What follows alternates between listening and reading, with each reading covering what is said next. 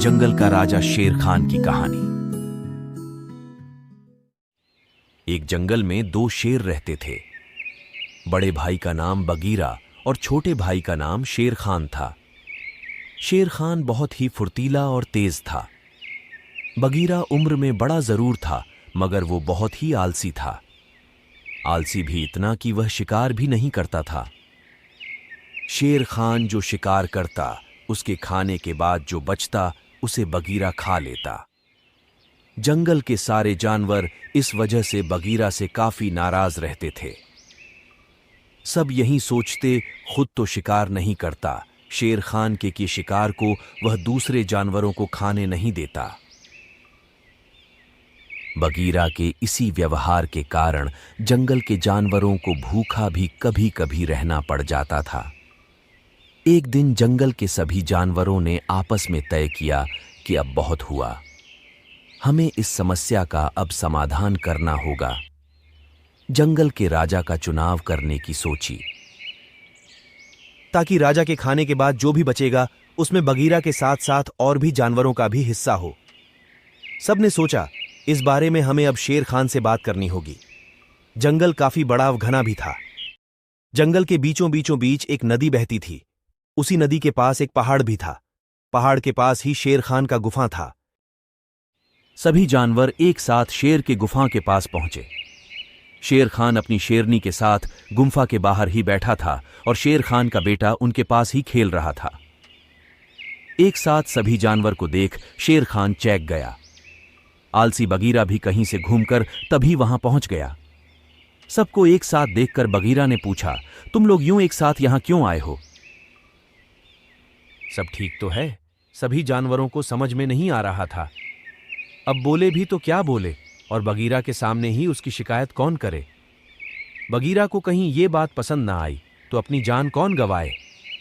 सभी जानवर एक दूसरे को देख रहे थे, कोई कुछ नहीं बोल पा रहा था। तभी उनके बीच में से एक भेड़िया ने बोला, हमें राजा का चुनाव करना है। ये सुनते ही बगीरा गुस्से में दहाड़ने लगा। सभी जानवर बगीरा के इस व्यवहार से घबरा गए। तो बगीरा को शेर खान ने चुप रहने को बोला। सभी जानवर क्या चाहते ये सुनना चाहता था शेर खान। शेर ने कहा, चुनाव आप करना चाहते हैं तो आप सबने कुछ सोच समझकर ही ये फैसला किया होगा। आप ही बता दो फिर कि राजा आपने किसे चुना है। डरते डरते एक लोमड़ी ने शेर खान का नाम लिया और बोला, हम आपको ही इस जंगल का राजा बनाना चाहते हैं। हमें मालूम है कि ये बगीरा को जंगल से ज्यादा अपनी नींद की फिक्र होती है।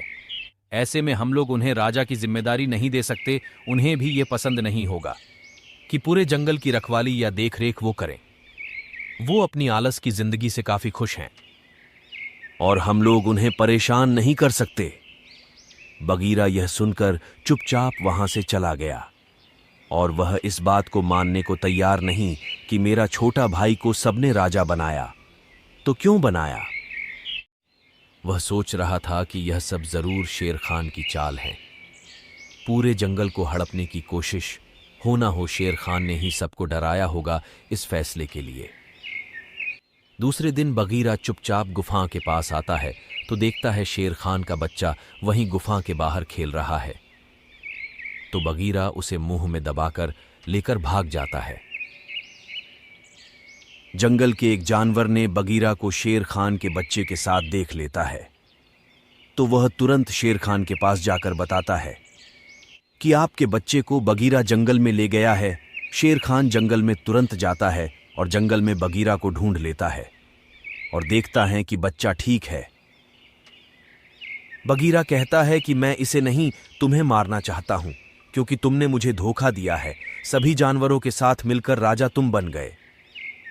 मैं बड़ा हूं, तुमसे तो राजा बनने का हक सिर्फ और सिर्फ मेरा है। ये बोलते ही बगीरा ने शेर खान पर हमला कर दिया। फिर दोनों की जमकर लड़ाई होती है। बगीरा इस लड़ाई में जब पूरी तरह जख्मी हो जाता है। शेर खान ने बगीरा से कहा, तुम्हारे आलसीपन के कारण सभी जानवरों ने मुझे राजा बनाया है। मैं तुम्हें हमेशा अपना बड़ा भाई समझा। मैंने तुम्हें कोई धोखा नहीं दिया। बगीरा अपनी आखिरी सांस में पछताने के अलावा कुछ भी नहीं कर सकता था। बगीरा ने अपनी हरकतों के लिए शेर खान और उसके बच्चे से माफी मांगता है और वही मर जाता है। इस कहानी से हमें यह शिक्षा मिलती है कि अगर आपके मन को किसी की कोई बात अच्छी ना लगे तो उस बात के बारे में पूरी तरह से जानने या समझने की कोशिश करनी चाहिए, न कि अपने परिवार के लोगों के विरुद्ध आप कुछ गलत करने को अपने मन में कोई प्लान बना लो। दूसरे की गलती या कमियां देखने से पहले अपने अंदर की कमियां ढूंढ ही जाए और उसे दूर करने की कोशिश करना चाहिए।